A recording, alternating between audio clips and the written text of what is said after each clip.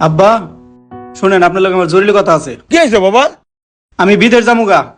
বাবা তুই বিদেশ যাবি, এই মুহূর্তে এত টাকা কই পাবো আমি? কই পাইবেন আমি জানি না। উত্তরপাড়া জমি আছে না, ওটা বেচা দেন, তাইলে তো কয়টা টাকা হয়। বাবা রে, উত্তর পাড়ার জমিটা যে বেশ, ওই জমিটি যে ধান হয় ও তো আমাকে বছরের বাদ হয়ে যায়। ওইটা বেচে তোরে বিদেশ পাঠাইলে আমরা খাবো কি? আপনি এত টেনশন করেন কে? আমি জমি বেচে বিদেশ যামু, বিদেশে টাকা পয়সা কামাই করে কারে দিমু? আপনারে দিমু না? তাহলে তখন আপনি ভালো করে জমি কিনে রাখবেন। এর চেয়ে ভালো জমি কিনবেন। আপনি এত টেনশন করেন কে?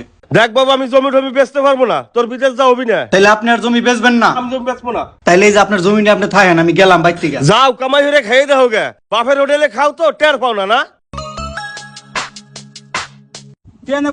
মন খারাপ করে তুই না বিদেশ যাবে।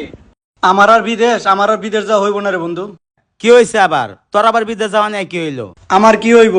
আব্বারে কইছিলাম যে আমার জায়গাটা বেচা বিদেশ যাওয়ার লেগে ব্যবস্থা করে দিতে। আমি কি বিদেশ জায়গা কিনে দিতে পারতাম না? হ দিতি। কিন্তু সে শুনলো না। এর লেগে বাইর থেকে আই পড়ছি, বাড়িতে আর যাবো না। বাড়ি যাবি না? সন্দেহ যাইতেছে। তুই এনে সারা রাত থাকবি নাকি? বন্ধু, আব্বার লগে তো রাগ করে আইছি, একটা রাত তোকে বাড়িতে থাকবার দে না। না ভাই, এই কথা কইস না। বাড়িতে আমার বিয়ার উপযুক্ত বইন আছে। আমার আবার নতুন বিয়া করছি আমি। বাদ দে, এই কথা বাদ দিয়া নিজের বাইর যা যা। শোন, তোকে বাসা যাইতে চাইছি, হেনে যাইতে দিবি না। এখন আমি কই যাবো এটা আমি বুঝি, তুই যা। ঠিক আছে, তাহলে তুই থাক, আমি গেলাম গা। বাড়ির থেকে রাগ করে আইছি, এখন আব্বার সামনে যাইয়া মুখটা কেমনে দেখামু? না, যাই দিহি বাড়ি। পোলাটারে রাগারাগি করলাম, পোলাটা কোথায় গেল? সন্ধ্যা হয়ে গেল, এখনো বাসায় আসলো না। কি একটা ঝামেলায় পড়লাম। কি রে রুবেল, তুই কই গেছিলি বাবা? এই যে তোর দুনিয়া ভরে তালাশ করবো লাগছে, সন্ধ্যা হয়ে গেলে এখনো তুই ঘরে আসিস নেই। তুই কইতে আইলি এখন বাবা? তুই আপনারা তো কইছিলাম জমি বেচে টাকা দেন, আমি বিদেশ যাবো। আপনি দেন নাই, তাই বাইরে রাগ করে আসিলাম। বাবা রে, আমি মুরুক্ষ সরুক্ষ মানুষ, আমি তো অত কিছু বুঝি না বাবা। তুই লোকজন দেখ, জমিটা বেচার ব্যবস্থা কর, তাড়াতাড়ি বাসায় চল, তোর মা চিন্তার বা লাগছে। আচ্ছা ঠিক আছে আব্বা, তে চলেন। আয় বাবা আয়।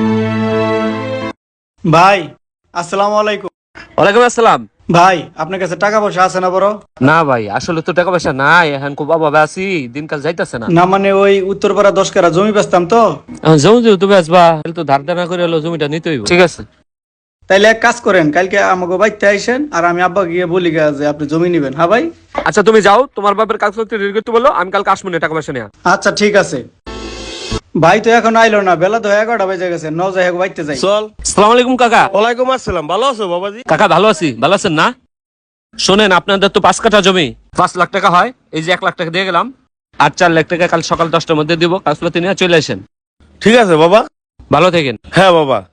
বাজান তুই এক কাজ কর, তুই তাড়াতাড়ি যাই টাকাটা জমা দিয়ে গে। ঠিক আছে। আর কই যে কালকে 4 লাখ টাকা দিবা নে। আচ্ছা। আর ফ্ল্যাট কবে পড়ে এইটা একটু হইনে নিস বাবা। যাও বাবা যাও। আল্লাহ তুমি আমার সালটার মুহূর্তে একটু চাইও আল্লাহ।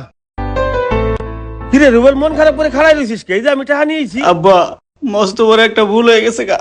আমি যে দালালে টাকা দিছি 1 লাখ, এবারে তালা মেরা গেছে গা। আরো কয়জন লোক আছিল, সবাই কইতেছে হ্যাঁ নাকি ভাগ্য গেছে গা। অফিস এইটা? হ। এই তো দেই তালা মারা।